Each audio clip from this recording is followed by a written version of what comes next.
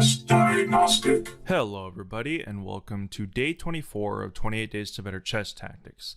So in the final days here, I'm just going to give specific tips and ideas of how you can further improve your tactics, as well as my own story of how I got from a beginner to approximately 1500 rating in 1 year when I started out. That was many years ago when I was about 14 years old. I improved very quickly to an average tournament player level, and I did that by following two simple steps. So I'll put all the links to all these resources down below in the description. The first one is to memorize incredibly simple tactics. Now, you don't need to do a lot of these, but I would recommend a couple hundred at least. And there's free resources, and I'll give a recommendation for a book called Sharpen Your Tactics. So this website has been around for a long time. It's entertainmentjourney.com. There's white and black to move. So there's about 186 to 200 white to move one move or puzzles. Now, I memorized these when I started out, and it did help me improve a lot. Now, these are in groups of 4. So for example, this is white to move, one move, and I can instantly see queen to h5 checkmate, knight to f7 checkmate, queen to h8 checkmate. Now notice queen to g7 doesn't work because the knight's covering the square, and bishop to bishop to c7. So the answers are down below here, but what you want is you want to repeat these positions until you automatically see the answer. So if we go to the next thing, I'm just scrolling. So I just scroll down these after I memorize them, and then I'd go to the next group of 4, and I immediately see the solution quicker than I can even say it. So queen to h3 checkmate, queen to d7 checkmate, queen to g5, and then queen to h4. So it's good to review these from time to time as well, because it keeps your tactical eye sharp. And memorizing these positions definitely has a big effect. Especially the weaker you are, you will improve quite a lot. So rook to c6 checkmate, bishop to f6 checkmate, and you're noticing the coordination of the pieces as you go. You see the rooks covering this 7th rank, this rook's covering here, so all you need to do is deliver checkmate and make sure that there's no interposition. Queen to e8 checkmate, queen to d7, and initially you'll want to check the solution, but eventually you'll just run through and your pattern recognition will be present the entire time. Alright, so the first idea is to memorize basic tactical positions. Now, don't go overboard with this. Just pick a couple hundred and then work them, I'd say for 30 days even. Just do them every day for 30 days and improve your speed. You could start with 10 or 20 a day and work up to the entire set, but you're basically trying to increase your speed.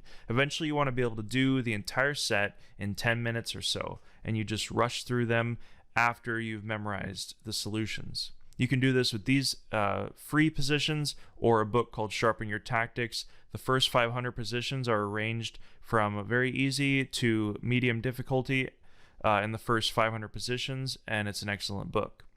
All right, we're going to move on to the next idea here.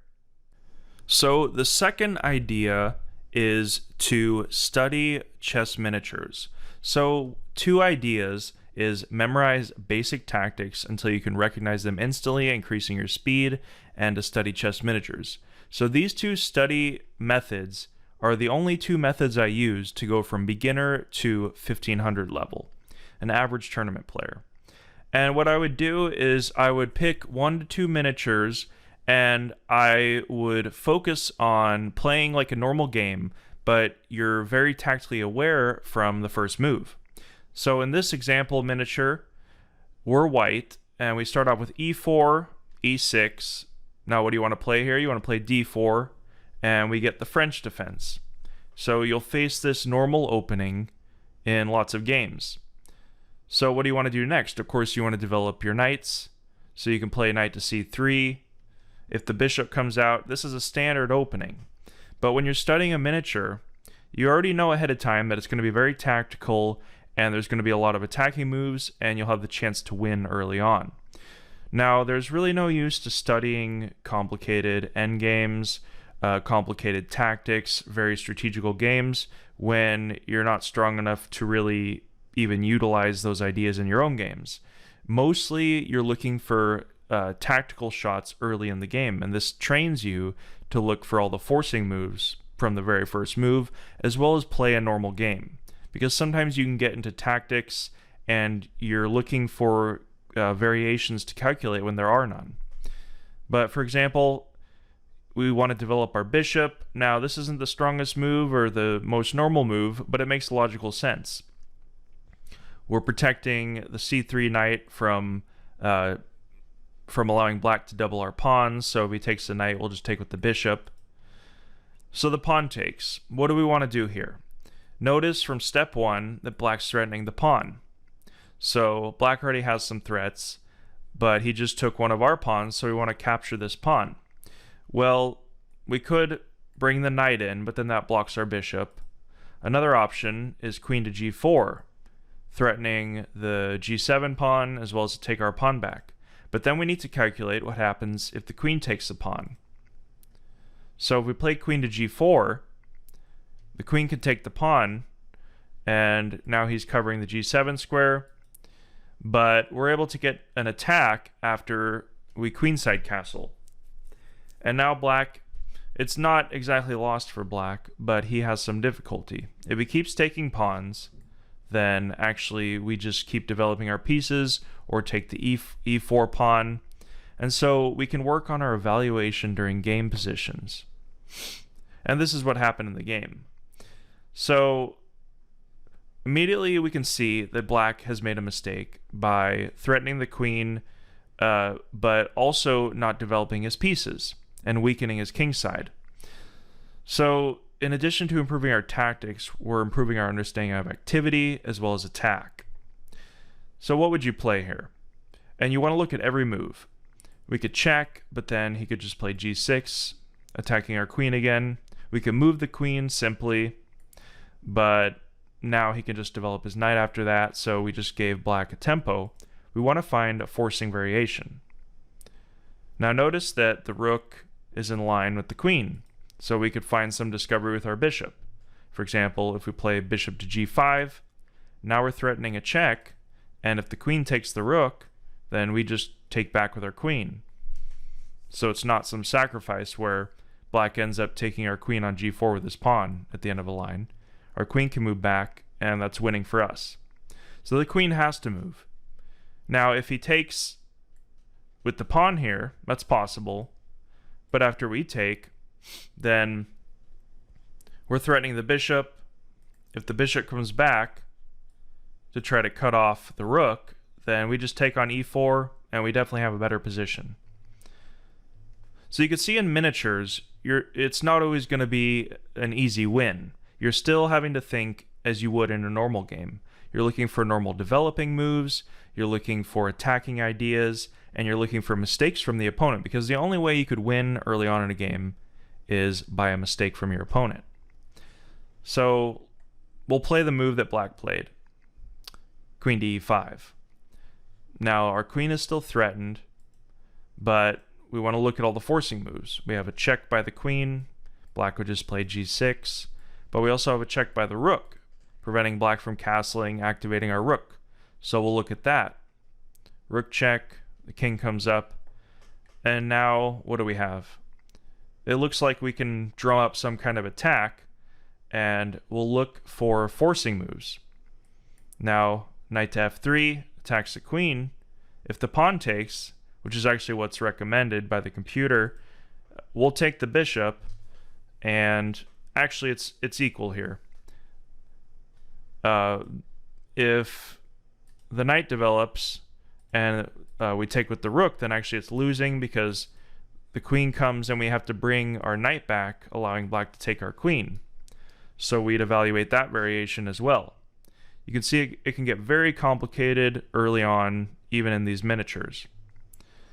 So we don't get that line actually black makes another mistake by playing queen to a5, and now we want to look for forcing moves again. Both our queen and our knight are under attack, so we need to figure out another forcing move. If our queen moves, well, he'd just take the knight. We could check, but then black would just play g6, and now we're lost. So we could bring the bishop out, developing our least active piece.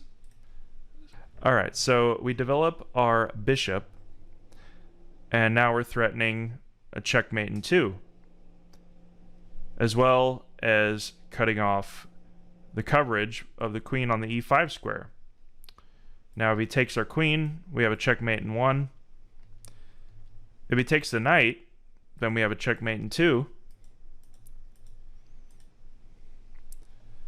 The rook and these bishops are just completely controlling black's king side. So if he develops the knight, let's see.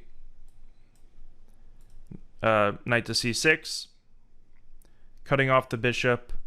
But now actually we have a forcing move, if you want to try to calculate it, with knight to e5. Because if the knight moves, if the knight takes, then we still get our checkmate in 2.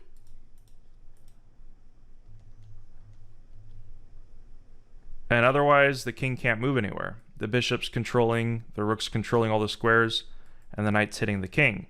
So it's a forced checkmate in 2. Game over in 11 moves. So you can see this miniature was very complicated. And I use this example because miniatures can be very tactical, as well as teach you ideas like activity and development, learning some opening lines, and you can combine this by studying miniatures that allow you to improve your opening understanding, your tactical awareness, and to use your thought process. And in addition, these shorter games are easier to study because, well, they're shorter by definition because they're miniatures, but also because when you're trying to learn, you don't want to be bogged down with too much information. And sometimes a 40 or 50 move game just has too many different positions for you to even draw a basic conclusion. So I would suggest, if you want to improve your understanding and your tactical ability after using puzzles, that you start to use miniatures. Alright, so I hope these lessons were helpful overall. If you have any questions about these tips, just leave it below in the comments, and I'll see you in day 25. Hey everybody, thanks for watching. Hope you enjoyed this video. Hit the like button, leave a comment, and subscribe for future videos. See you in the future.